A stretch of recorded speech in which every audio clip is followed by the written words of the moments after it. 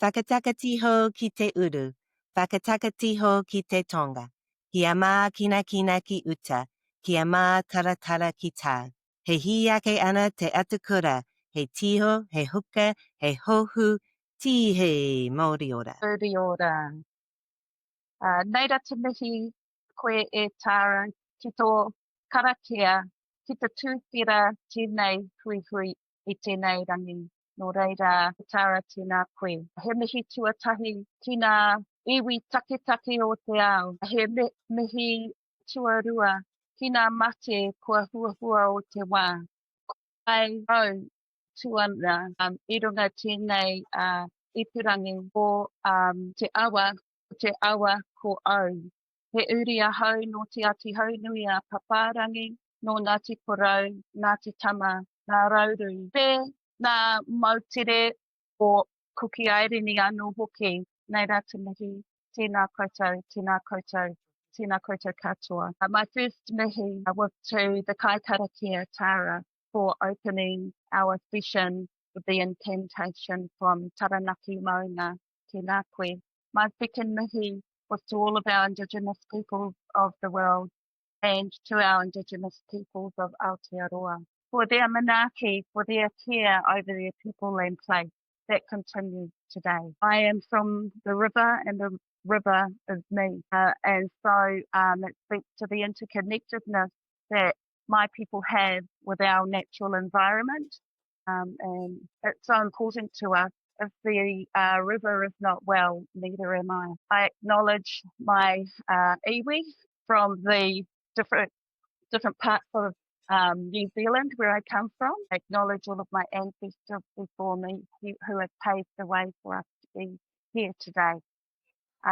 Kia ora, I'm Pandy Hawke. Thank you so much for opening our podcast today with such intention and beauty. I'd like to welcome everybody to the 100 Connected podcast. We start our welcome with good morning, good afternoon, good evening, wherever you are on this beautiful planet that we share together. My name is Lindsay Stewart. I'm the founder of Sweet Tree Arts and Sweet Tree School in Hope. I live in the US in Maine right now. And I'm joined together by three wonderful experts in the field for inquiry-based learning. Today's episode is all about inquiry-based learning. And I'm very excited to introduce to you our guests today. From New Zealand, we're joined by Tara Solomon and Pandy Hawke. They represent Kaitiaki Kindergartens. Kaitiaki Kindergartens empowers young children to take action by envisioning young children as catalysts for positive change, championing sustainability to all its forms. Through their actions, they inspire others to value, protect, and take charge of caring of the environment. They empower themselves and others to create a future where sustainability and Kaitiakitanga guardianship are at the heart of everyday life. So Tara Solomon is Chief Executive of Kaitiaki Kindergartens in Auckland, New Zealand, where she leads a network of kindergartens recognized for leading the way in innovative, equitable, and sustainable early childhood education. She's committed to transformative education, and Tara empowers people to learn with the world, not just about the world. Tara, please tell the listeners today a little bit about your work and how you reimagine education and what you are passionate about. Just a brief little intro, and then we'll introduce everyone on the call and get into our conversation. Well, I think, we're living in a world that's increasingly has environmental and social challenges. And so people have often underestimated the capacity of our tamariki. I've always been passionate about growing people. But when I realized, and I had my own children, I realized how valuable it was to embed the skills and dispositions for being change makers really from those earliest years. And that education isn't something that only is through these early years of our life and as we are young learners, but actually is something that continues for our whole lifetime. And so my passion is to see the ripples of what we learn and teach our tamariki to be social agents of change, to ripple out throughout people's lives and to be a continuous journey where we're willing to learn about each other, the planet that we look after, and really also to embed our indigenous knowledges into the mahi that with the work that we do. So yeah, that's my passion and my vision for education. Kia ora. Thank you, Tara. Pandora Hawke is a Pauahuru cultural advisor and Enviro Schools facilitator within the Kaitiaki Kindergaten network, and has a passion and dream for Maori culture and language to thrive and survive. As a trained kakiako, she advocates for education about sustainability to begin in the early years and is committed to developing leaders that nurture learners to develop natural, healthy, sustainable, and peaceful dispositions to care for their place and the whole planet. Pandy, please introduce yourself. I know you did beautifully earlier, but however you'd like to welcome the listeners today, I invite you to share your voice. I'm a cultural advisor, relatively new position for me. I've been working with Kaitiaki Kindergaten in the last year, and I've really grown under Tara's leadership. So as ahurea, a cultural advisor, it really aligns beautifully with the kaupapa of Enviro School Sustainability. So of course, my culture is Māori. Te ao Māori is our worldview, and it's all about well-being and sustainability. For our Indigenous people of Aotearoa, the aspirations is for our people and our place to be healthy, especially the diverse ecosystems of our natural world. So I'm talking about trees and our forests and the bird life and the insects, and how even under the ground there is a network of life force under there that nurtures above the ground, and the different levels of ecosystems in there, and how each little insect is important to that ecosystem.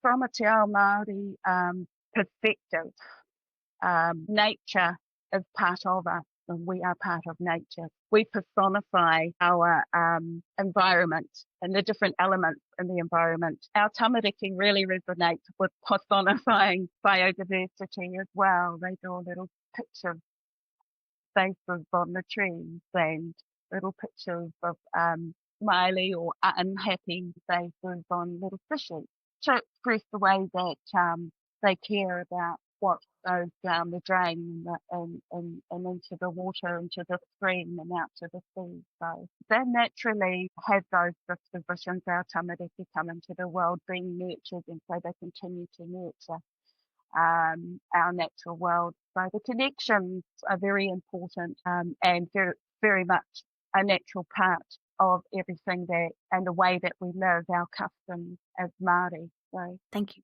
Thank you. That's beautiful. And last but certainly not least, I'd like to welcome from Venezuela, Camilla Castrillon from Robles del Futuro, dedicated to free training young people between 13 and 18 years of age for the development of executive, socio-emotional, and civic competencies in 3 learning components: curricular content, the realization of goal plan in 3 areas of personal development, and the execution of a project with social impact. Camilla Castrillon joins us as an ambassador for Robles del Futuro and a voice of experience as a former Roble. Camilla, can you briefly introduce yourself so the listeners can get to know you just a little bit more, and welcome. Thank you, Lindsay. Well, my name is Camila, and I'm currently an international relations student, and I am part of the Model UN of my university. The main reason that these capacities have come to me is the learning that I gained from Robles del Futuro. This project has helped many teenagers to understand what they are, what capabilities do they have, and especially what can they do to improve their lives and the life of others, meaning that their growth is not only personal, but it can be shared with the community. So it's one of the main reasons Robles del Futuro is so important in the current situation that each teenager face, and works towards improving them, making them better, and like Lindsay said, improving those capabilities socially, emotionally, and civic in a way that makes the world better from within them and from their communities. Well, it's clear why you're both your organizations are in the 100 Global Collection. And we are absolutely here today to hear your stories. So again, a warm welcome to Tara, Pandy, and Camilla. And I thought it would be actually kind of important as a researcher. I get excited about and I wanted to ground us in a little bit of theory around the idea of inquiry-based learning. For me, that grounding is John Dewey. He's someone I consider to be a pivotal voice for inquiry-based learning. And I believe he also has come up perhaps on your bookshelves as well. And it was really interesting because actually just a couple of weeks ago, I was in Burlington, Vermont for a conference on creativity. And Burlington is where Dewey was born and spent a lot of his time writing and thinking. And I was actually walking along Lake Champlain, and there was suddenly a plaque with the words of John Dewey. So as I was thinking about today, I sort of went back to that spot and I wanted to share to kind of ground our conversation today. So Dewey says, a society with too few independent thinkers is vulnerable to control by disturbed and opportunistic leaders. A society wants to create and maintain a free and democratic social system must create responsible independence of thought among its young. Now, it appears from getting to know both your organizations that you're both quite passionate about independent thought and action. It seems very important to your work.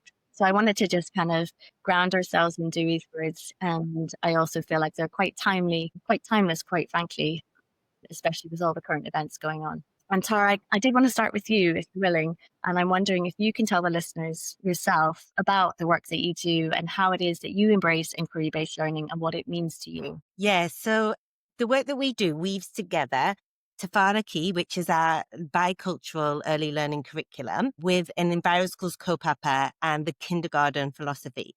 So it's really rich when it comes to theoretical underpinnings. There's quite a lot in there to unpack. But I suppose at the heart of it is Vygotsky's social cultural theory, where it really is looking at how relationships and culture and shared experiences but form the basis for all learning. And so in kindergartens, it means that our tamariki, our children and kayako teachers are learning with each other, co-constructing knowledge. So they're co-constructing the world around them and that they're drawing meaning from their cultural understandings of themselves, but also from the ecological landscapes as well, that they're and really situating their belonging. Te ao Māori, there's a word, turanga waiwai, which means our place of standing. And I think this is a really important, Tafalaki is a woven mat, and we weave together many different philosophical underpinnings. But this woven mat provides the basis for all of us to stand on. And I think that cultural responsive pedagogy is really important in Aotearoa, New Zealand. We have thinkers like Mary Berryman and Leslie Lamaka, who have really advocated to strengthen our practice and weave indigenous knowledges throughout our daily learning. So I think those are sort of the foundations of the work that we do. But just as Dewey has inspired you, the kindergarten tradition is based in Froebel and his thinking. And he saw that there was a really importance for us to learn in nature and to actually honor the whole child. So it's that wailua, the spirit of the child, the creativity, the curiosity, and just to really embed all of those things so that they can build connection. And I think Pandy touched on it in what she was saying as well, how important it is for children to feel connected to the world so that they can learn how to care for it, how to look after it. And the world being the planet itself, but also for each other. So I think there's many different sort of philosophies that do underpin what we do. And I suppose the other one I'd like to mention would be Freire and his belief that education is either oppressing or liberating. And it's so important that we do liberate and that we do that through learner agency, that we give tamariki genuine power to be agents of change so that it's not just tokenistic, but it's influencing homes and communities and local environments. And I think through the EnviroSchools co-papa and what we do at kindergartens, that will, as we go through this conversation, be able to share with you some other stories around actually how we do that. And I'm pretty sure reading the information about Robles del Futuro, that equally you are doing the same, but just with slightly older children. Well, for me, Robles del Futuro has made me who I am today. It has worked towards making young people understand their capabilities in a way that not only helps them to know, okay, this is who I am, these are my capabilities, but how can I use those to improve my society, my family, and my environment as itself. Okay, Robles del Futuro has been working to implement certain academic resources that maybe some teenagers lack when they are growing. The need to understand planning, to understand the objects that they want to have in the future, and especially those things that they can bring to their communities. It's important to know that Robles del Futuro has been working towards implementing advanced knowledge to teenagers, especially, well, in my case, I've learned English when I was very little, and Robles del Futuro is trying to make sure that the next generation of Robles del Futuro has those capabilities. They're well trained in English. They have the abilities to plan their future, to make financial decisions that will improve their lives, not only in a matter of what I can do, but how I work. Especially Robles del Futuro, like Lindsay says in the presentation, it works with two main projects. This is because the Robles del Futuro have 2 years program. Phase 1 is where the teenagers learn who they are. They learn what are my capabilities, what can I do, this is what I'm good at, not sending them to like a path. Like, okay, you need to be good at this. No, Robles del Futuro is like, this is what you can do, this is what you have, how can you bring that to the world? And with that, the roles practice and bring help to the project that comes in phase 2. When we talk about phase 2, is where those roles bring together the ideas, their meaningful projects to help their communities. In that way, they work in teams, they work in planning, which is a skill that maybe they don't see when they're young, but when they get to my age, our age, they understand that, okay, the group planning is really necessary because I have to work in an office, I have to work in a company, and I need to work with people. So yeah, Roles del Futuro works towards making those teenagers understand their capabilities and how can they improve those to bring better things to their world without leaving who they are behind. Wonderful. Beautifully said. I'm really enjoying the fact that you're both supporting, your work is supporting in various stages of development. And it's lovely to hear the crossover. Pandy, do you have any stories that you would be willing to offer that might help, sort of help us illustrate an example of the work that you do, or the ethos of the program that you so beautifully shared with us at the beginning? Just last night, I was at one of our kindergartens facilitating a holistic reflection, which is based upon a metaphor of your journey on the river. So I was doing this reflection with the teaching team, and they've just completed a butterfly project with their tamariki, their children, and project involved the children's whānau.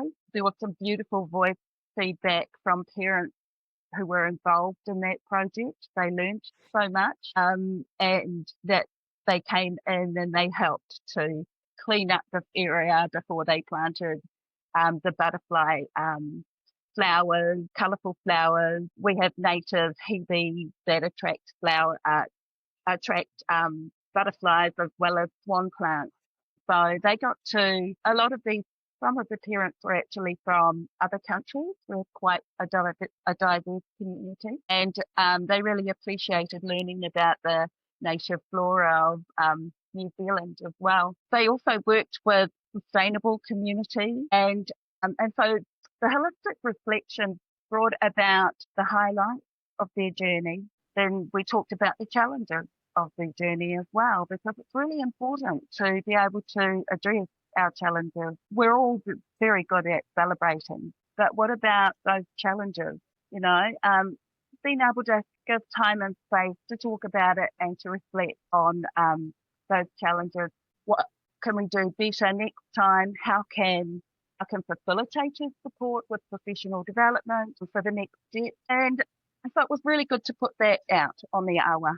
So we had a picture of a big river, and then we had, the rocks that talked about the challenges, and then we had pictures of currents that talked about the highlights. And then we worked on the next steps. And that's a very biggest part of this project, of what's next. How can we continue to take action together? And that's really based on child directive, child interest as well. So our kaupapa is very much about, Camilla, you talked about what are our capabilities.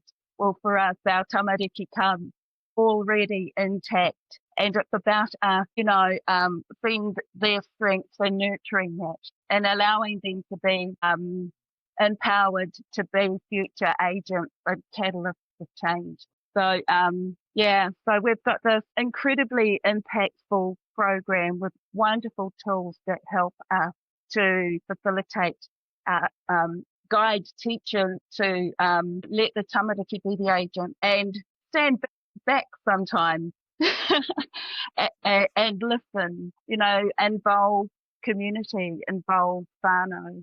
And this is where the ripples of Kaitiakitanga begin to take place. Journeys can go deep. We can learn so much more. And that's the beauty of a sustainable project, is it can just continue. So I hope that, Thank you. kia ora. It makes me, I have so many questions, but Tara, could you also just give us, it's helpful to kind of get an understanding of the scope of the work that you do across New Zealand and how many teachers and children you're impacting. And then I'm also, on top of that, very curious about the challenges of putting a program like this in place across New Zealand. I know you've worked really hard to have an impact. Yeah, so I think in Aotearoa, we're 14 kindergartens, which are situated in the northern part of Auckland. And so at our 14 kindergartens, we have 120 teachers, kaiako, and 750 tamariki across our services. The Enviro Schools kaupapa actually is woven across kindergartens across the motu, they're across the whole country. And so there are actually schools as well, and there are thousands that are actually involved in the work through Enviro Schools. I think initially Enviro Schools actually began in schools, but we believe that deeply that our youngest learners held those capabilities that often is so people think, oh, they're too young to be able to do those things. But we also know that they had the spark, because you see it in our youngest, that sense of justice and wanting to care for the world. So we knew that could be nurtured.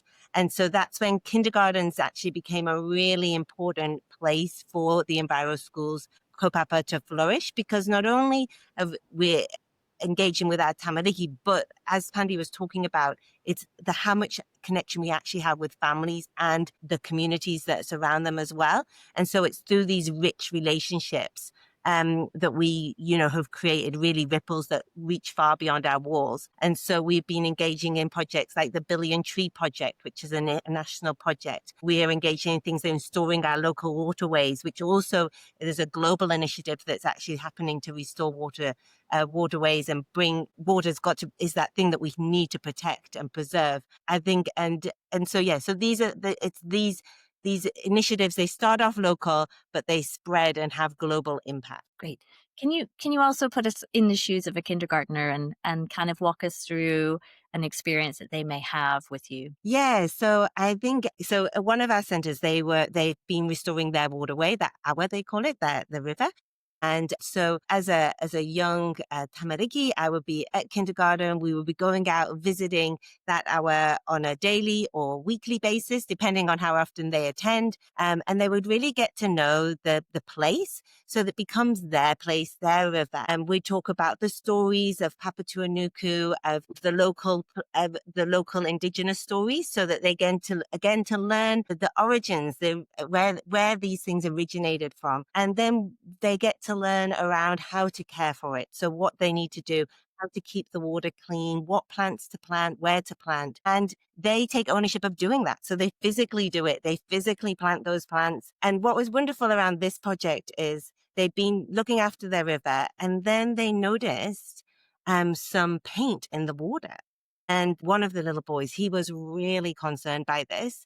And there was some work happening in the school next door. And so this little tamariki boy, he said, I want to go and talk to them about this. And so the kaiako accompanied him, and he was very, very passionate, talked to the manager, and the manager assured them that they had sustainable practices, that they wouldn't ever wash away paint into the river. And the boy really stood his ground and said, where else would it be coming from? You need to check. And so he did go and check, and it actually turned out that they had like a relief worker who isn't part of their workforce. And he was washing bushes and equipment into the river. And so, of course, they stopped that practice straight away. They apologized to the kindergarten. And then the ripple of that, the school now then wasn't an Enviro Schools, but now has become an Enviro Schools, just seeing the power and of the agency that gave that boy. And you can imagine that child will grow up thinking, I can make a difference. And I think that's what we really need to do, is make sure that they know their voice matters, and matters not just in the future, but actually right now. We need them to speak right now, because they see things in a really clear way. Whereas we're kind of clouded by, oh, well, we might need this, so we make excuses for the way that we're degrading our planet. But our youngest citizens, they don't. That's wonderful, and wonderful example of inquiry-based learning, and also the support for the child to continue through the advocacy channels and to get a result. So that's a beautiful story. Thank you, Tara. Camilla, do you have a story that's rising to the surface that you'd love to share? Well, I think that the best option to talk about is my personal experience. I think that nothing comes better than sharing what happened to me. I used to be a little shy kid. I wasn't like, oh, Mom, can you go and call my friend for me? I don't want to do that. And Robles del Futuro showed me that I have the ability to talk a little bit, and that I have a pretty smile. But it's not only that what makes me great for the world, it's what I can do for it. And in that way, Robles del Futuro changed what I see. It changed my self-esteem. It made me gain self-confidence and made me understand that I have certain abilities. Executive abilities, social and emotional abilities, such as, well, I know how to control my emotion. I have empathy for others, and I know how to prepare for the future, the things that I want to do. For example, if I want to, I don't know, travel next year, what I need to do, I need to make a plan. I need to guarantee that this is going to happen. And not only in my personal life, academic life, it has helped me too, because I'm planning to graduate next year, and I was like, okay, what can I do to improve my resume? Well, I need to find options. I need to find places to work. And Robles del Futuro was like, always search things that help you grow, but also focus on those things. For example, Robles del Futuro has made projects towards these 14 years that has been working, that has reached almost 8,000 people around the city of Caracas. And it means that the projects that Robles makes today keep working in the future. And that is something that a lot of people don't see. And like Tara was saying, kids, for example, you guys that work with kids, and Robles del Futuro that works with teenagers, the important thing is how you see them and how you work towards making them know that they have the abilities, the values, and the responsibility to make this change, because sometimes the academic curriculum doesn't contain these things. Sometimes it's like, okay, let's see math, let's see languages. But what happens when you want to plan, when you want to share your stories with the world? What happens with the things that sometimes the teenagers have but are shy to share? For example, how can you make a difference in the world? For example, Robles del Futuro works with these values, Recopep, and it works with respect, empathy, confidence, and those social and emotional values make sure that every teenager has the capability to improve their life and share stories with the world. It's not only, okay, I can do this for myself, but what can I do for others? Okay, that's why Robles del Futuro has always been improving. For example, this year is trying to improve financial learning. Sometimes teenagers at the age of 14 don't know what to do with, okay, my mom gave me some money for school. What should I do? Should I buy all my money for food, or should I use it to, I don't know, save for my birthday, save for my mom's birthday? And that responsibility is within the teenagers, but sometimes they don't know that.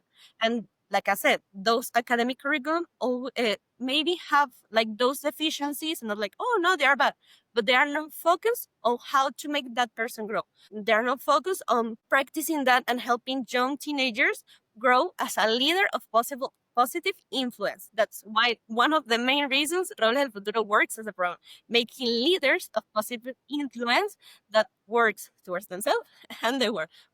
Great examples. Can you give us a little bit more of how behind you gathering those skills? Maybe an example of how the values or even the financial support was offered to you as a learner. Well, Robles del Futuro has always been working with gathering teenagers from every part of Caracas, working with teenagers from different social stratus. They're working to make them understand that no matter where you come, you have the abilities to make a change in the world. Robles del Futuro works, like I said before, in 2 years programs that help you understand who you are so you can improve your abilities in those 2 years so you know what you can do for the rest of the world, for your community. For example, in the first years, Robles del Futuro works towards improving your self-confidence, gaining these human inclusive values that help you understand what you can do. And well, you gain those experience with mentors, with the classes that you see here in, well, La Casa Robles. And the main point of this is making sure the teenager is comfortable guiding them to a certain path, but giving them choice or giving them the option to, okay, you can choose what you want to do. These are your options. This is what you can do. And well, you choose, you make that choice. Funny thing, well, it's not funny, it's a great thing about Robles del Futuro is that they are working towards reducing that dropout rate. I mean, sometimes teenagers have the tendency, okay, I don't want to study anymore, I don't like to study, but Robles del Futuro makes them, okay, you don't have to study, but it's not a bad option. You should try it. And since that, maybe 96% of Robles del Futuro have lower the dropout rate, meaning they search academic studies, maybe not university, but another things that they can use in their careers, for example. In my case, well, I did go out to university and I am trying to improve there and trying to make another things, learn many other things, but it's not like you had, Camila, to go to university, you had to study that.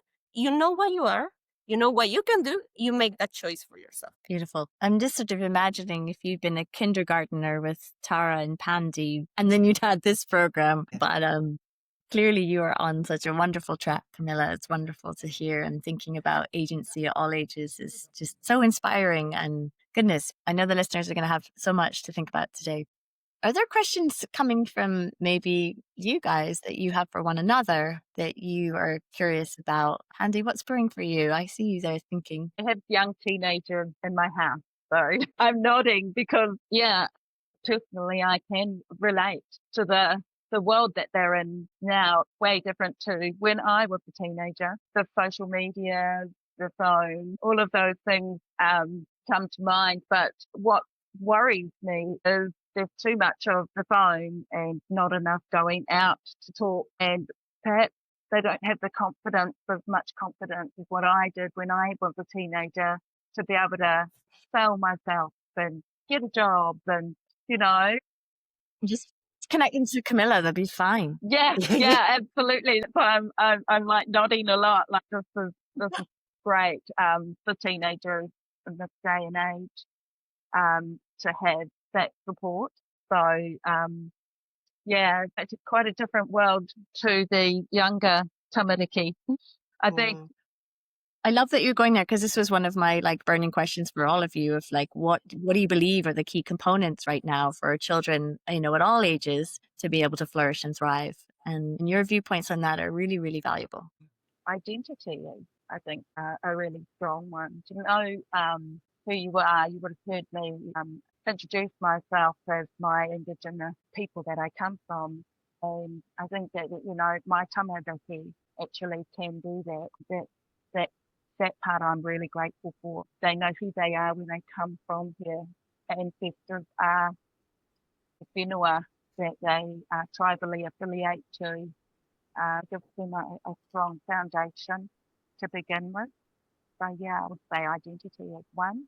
Yeah, I think as well, some of the other things that are really important for our children growing up now is that to have ownership, that they are guardians of this world, that they have a responsibility. I mean, I think children need to know that. I think we need to acknowledge that as well. I think often that's a shortfall of ours, is that it's like we own it rather than that we're guardians of it. And I think that shift in perception of actually that this is a planet for us to be stewards of, to care for, to look after, and that we need to leave something for the future generations. But at the same time, so building that up, that knowledge that they are guardians, but that they're leaders. So really from a young age, they need to know that they can lead, and that leadership looks different in different contexts, that it's not necessarily the loudest voice. It can be a quiet sense of leadership, somebody who's got a conviction of something, and that can guide people and influence,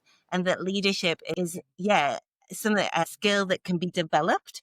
So that growth mindset again, and I think there's so many connections with nature, just as nature's growing, that they're growing, and that they can grow these things. That maybe they're a shy person, but that doesn't mean that they can't lead. That doesn't mean that they can't develop the skills to be able to communicate and talk and convey their message. And that there are many ways to communicate now as well. So communication is another key skill that they need to have. But in Reggio Emilia, they took around 100 of languages. And this is that language isn't just in what we say, but it's in what we draw, it's in what we create, and it's what we dance, it's what we move, and it's in our being. And so it's really communicating and building up those knowledges for a tamariki to know that they can draw on so many different things, that literacy isn't just reading and writing, but it's being literate in the environment and in what they believe and their identity and what they know, and critical thinking. Oh, there's so many things that they need to learn, but yes, critical thinking is really key. There's so much information now that is coming at children from a very young age. They need to be able to wade through that information and to know whether what's real, what's purposeful, where it comes from. Is that same story valuable for them as it is for somebody else? I often use the Three Little Pigs, and in the Three Little Pigs, it suggests that the right house to build is a house made out of bricks. But that's not always the case. If you live somewhere else, actually building your house out of sticks may be the most environmentally friendly, best structure to use. And so it's just challenging, questioning, teaching them that they can do that. And I think action-orientated projects that is the way to do that, because they're involved, they're engaged. And I suppose that I had that question for you, Camilla. It was just around, obviously the young people get really empowered by the courses that they do, the action, the projects. What are some of the projects that they actually engage in? Yeah, I was really keen to hear. Okay, well, thank you for bringing like the projects. Like I said before, Robles del Futuro works with two phases. So in the phase 2, those teenagers make a project about the things that they consider are important. For example, in the year that I was Robles del Futuro, my project was about ABC, the learning box. It was a box that had many abilities and student items that will help kids, for example, in schools or homes that didn't have the access to technologies that will help them improve their learning during the pandemic. This project was made to improve their learning while still being at home, having their capabilities like in the click of a computer, because they had those resources in YouTube, which means that students didn't have to go to the school. They didn't have to get sick with COVID when the pandemic hit.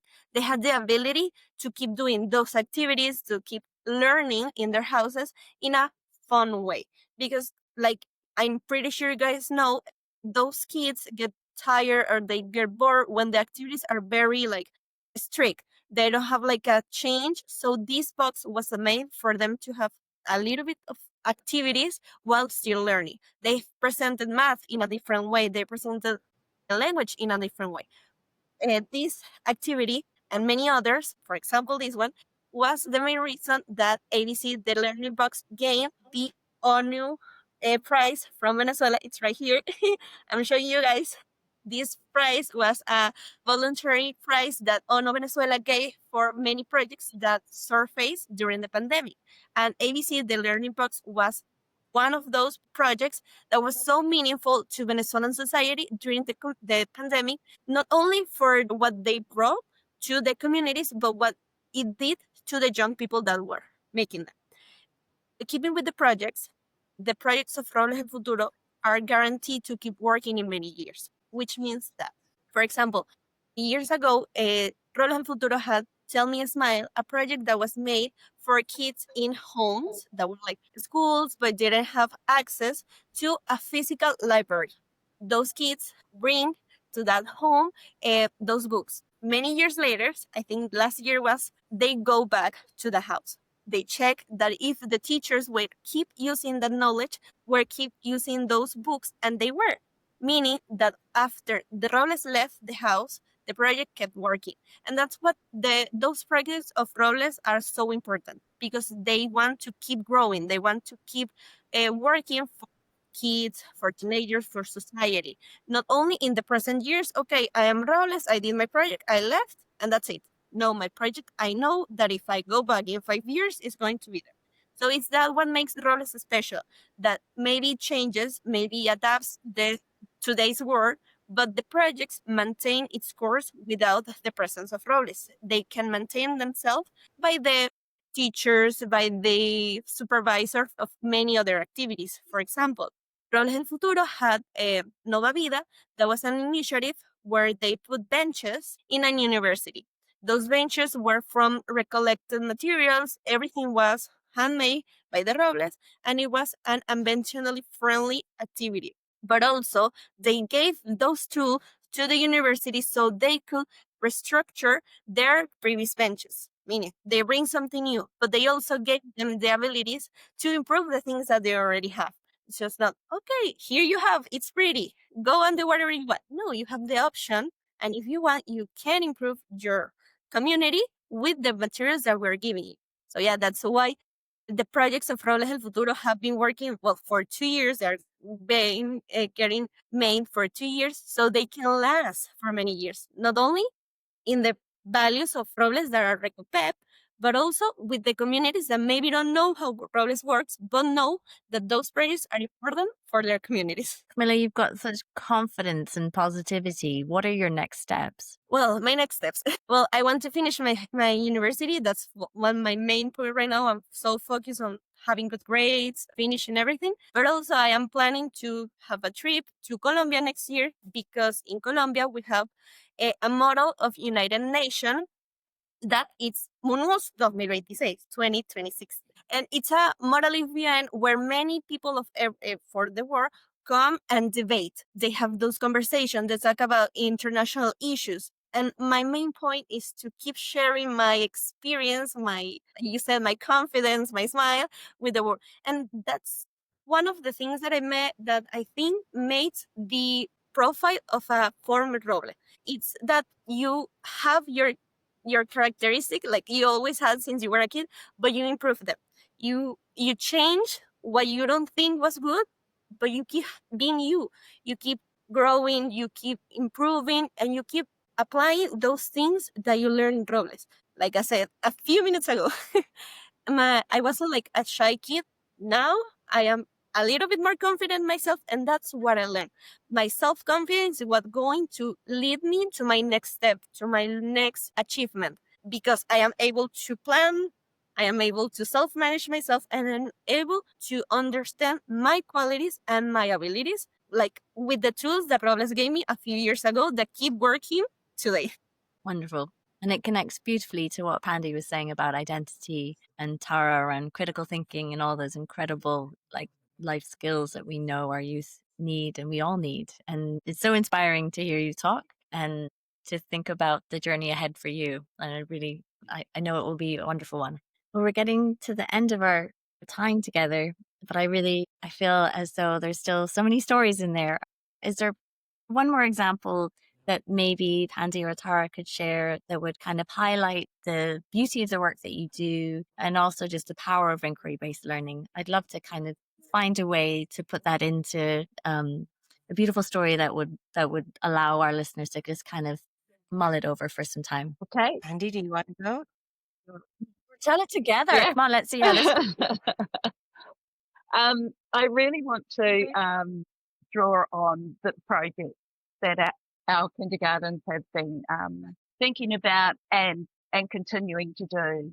So some of the beautiful tree planting projects. They've planted out an area just up the road in a beautiful little park. And it's not over there, but somebody can continue to walk back to that place, count the trees, measure how tall they're growing. The learning continues there. And the next step will continue as well. There's so much beautiful, sustainable projects that can continue to go deeper and they'll watch those trees when the children leave kindergarten, they'll still go back and revisit it.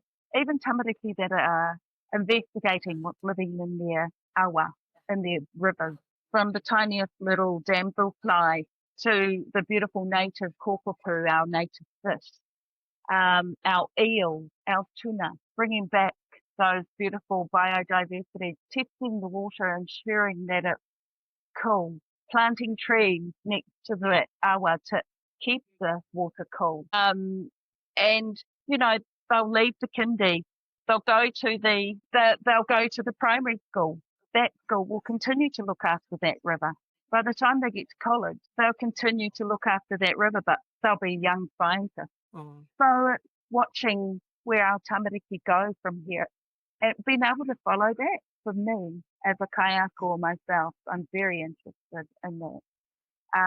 Being able to support our team with the right funding, working in collaboration with our council to obtain those national environment targeted rate funds and be able to put it back into helping sustain our beautiful world. So our project can happen in the kindergarten, outside the kindergarten, and out where we are today globally.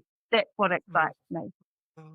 Thank you. Your curiosity and compassion and passion just woven in there, Pandy, is so clear. And yeah, it's very inspiring to hear you talk about your work. Thank you. And the ripple effects, as you've mentioned that a lot. Tara, what is your hope for the ultimate ripple for the work that you do? Yeah, I suppose it's our vision, which is that really education is a living, breathing system, that we learn with the world rather than just simply about it, that we really want education to grow and adapt and respond to the needs of our people and our planet. So we want to recognize that learning and life are deeply interconnected, and that Te Ao Māori is not just an addition, but it's actually the heart, and that we weave Mātauranga Māori or indigenous knowledges with relationships and Kaitiakitanga, the guardianship, together so that our tamariki, our children grow up knowing the power of the connection between land, people, and place. And I think just knowing that for us, we really feel like we're at a point that we really need to be advocating for the mahi that we do. You know, this is a time where our planet needs us all to work together. We need every child to grow up confident with the ability to act for change, knowing their voice, that they can make actions make a difference. We need our kayako, our teachers, to be co-learners, but we need our whole communities to come together to nurture that curiosity, empathy, critical thinking, courage, know that our indigenous knowledges will be respected, and that sustainability, rather than being an add-on word, becomes part of who we are. And so that we have, a more just, sustainable and regenerative world. Like, that's what we want. And so the vision's big, and we can do it, though, one child at a time, community at a time. And, just to finish off, that for me, when Pandy was sharing about those stories of the trees and the waterways, another child we know went back home and then started advocating to his family around all of their water that they use, their consumption, reducing that, recognizing the importance of not putting things down the drain. And I think we just forget that it is these little conversations. It's these that really actually have a massive impact, because our children do impact their parents, and they do then change, and they demand, no, we are going to separate our recycling. No, we are going to walk. I want to walk to school. I don't want to get the car because I don't want those emissions to go in. And so, and I don't know if you don't have children, but people who do have children, they'll know the will of a child is much stronger than any program or anything we can put in place. So so I think that's our hope, is that indigenous knowledges and ways of being are interwoven into every experience, so that children grow up becoming advocates for a just and connected world. Kia ora. I couldn't agree with you more that children are the real change makers of our world. And when we learn to listen to them and respond to them, which you've all illustrated, you've had and shared that experience so well. It's such a wonderful thing to model and something you clearly understand deeply. But I think that message needs to be reiterated again and again. And the power that our children hold for change is within them and deep within all of us if we're just willing to listen and slow down a bit and plant trees together. So I took a moment to invite our guests to come up with a 6-word story. So to end our podcast, I would like to invite you one at a time just to, in 6 words, share what story has come to the surface for you through this conversation or through your journey on this work. So I'd like to invite Pandy to start, and we'll move to Tara and then to Camilla, and then I will close out the show. Okay? Dawn, bird with feathers. Brilliant. Care for people, place, and planet. 2, Robles as a way to change. Beautiful. Thank you all so much for sharing your stories today and sharing the passion that you have for education. Clearly experts in the field.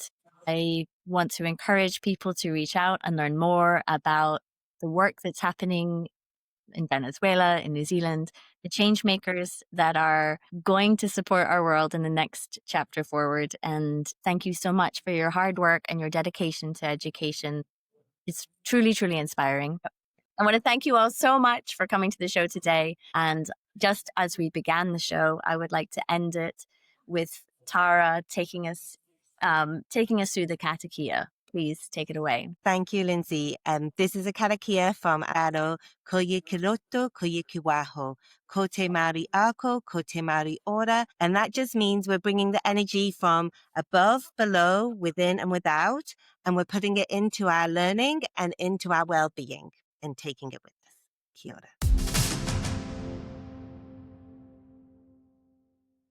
The 100 Connected podcast is a creation of the Connection Committee, Netta Tachaf, Sherelle Troopers, Hanika Mackey, and Lindsay Stewart, and is produced by 100 and edited by me, Alex Shapiro.